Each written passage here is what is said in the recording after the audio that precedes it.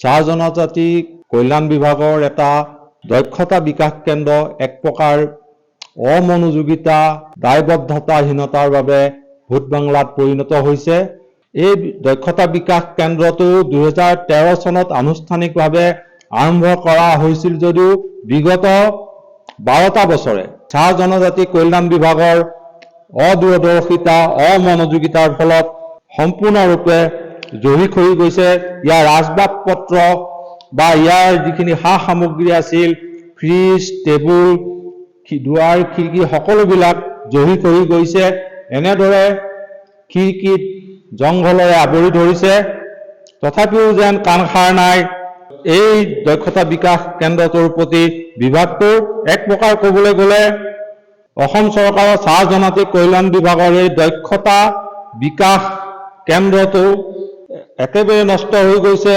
ইয়াত দায়িত্ব লাভ কৰিছিল 2013 চনত গুৱাহাটীৰ HP ইনষ্টিটিউট অফ ইঞ্চুৰেঞ্চ নামৰ NGOটোৱে, কিন্তু প্ৰায় 4-5টা মাহ প্ৰশিক্ষণ কেন্দ্ৰটো চলোৱাৰ পিছতেই বন্ধ হৈ পৰিল।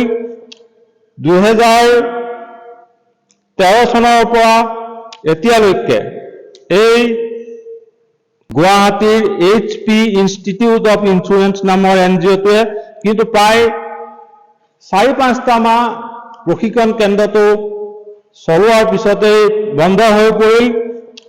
2013 চনৰ পৰা এতিয়ালৈকে এই বিকাশ কেন্দ্ৰটো মুকলি কৰাৰ কোনো কাণ সাৰ নিদিলে চাহ জনজাতি কল্যাণ বিভাগে। এই কল্যাণ বিভাগৰ প্ৰশিক্ষণ কেন্দ্ৰটোৰ জৰিয়তে চাহ জনজাতিৰ যুৱক যুৱতীক কাৰিকৰীভাৱে প্ৰশিক্ষণ প্ৰদান কৰি তেওঁলোকক আত্মনিৰ্ভৰশীল হোৱাৰ বাবে এই কেন্দ্ৰটো কলিয়াবৰৰ চিকনিত মুকলি কৰা হৈছিল যদিও আজিলৈকে কিন্তু ইয়াৰ প্ৰতি বিভাগটোৱে কাণ সাৰ নিদিলে। আমাৰ লগত এগৰাকী স্থানীয় আচ্ছা নেতা আছে, তেওঁলোকৰ পৰা পোনে পোনে জানিম। দাদা, আপোনালোকৰ চাহ জনজাতি কল্যাণ বিভাগৰ এই দক্ষতা বিকাশ কেন্দ্ৰটো হাবি জংঘলেৰে আৱৰি ধৰাৰ লগতে আচবাব পত্ৰ সম্পূৰ্ণৰূপে নষ্ট হৈছে, আপুনি কি ক'ব?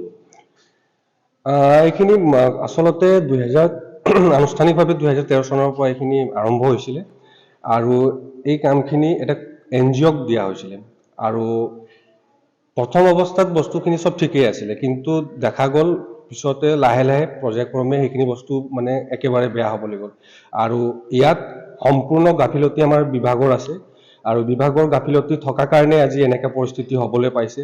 এতিয়া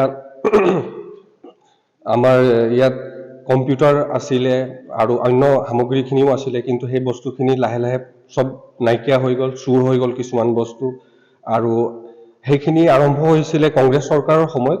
এতিয়া বৰ্তমান বিজেপি নেতাধীন চৰকাৰ আছে আৰু মানে হয়তো এনেকে মনত আমাৰ ভাৱ হয় যে কংগ্ৰেছ চৰকাৰৰ সময়ত বনোৱা কাৰ্যখিনি এতিয়া মানে বিজেপি চৰকাৰে কৰিব নিবিচাৰে, তেনেকে এটা মনত সন্দেহ হয়। তো সেই যি কি নহওক আমাৰ বিভাগৰ লগতে চৰকাৰলৈ এটাই দাবী, এই মানে প্ৰশিক্ষণৰ নামত যিখিনি সুবিধা যদি আমাক চাহ জনগোষ্ঠীৰ লোকক যদি দিব বিচাৰিছে তেন্তে সঠিকভাৱে দিয়ক আৰু সকলোৰে সুবিধা হোৱাকে দিয়ক আৰু বস্তুখিনি যাতে মানে সুচাৰুৰূপে থাকে তাৰ বাবেও চকু দিয়াটো দৰকাৰ।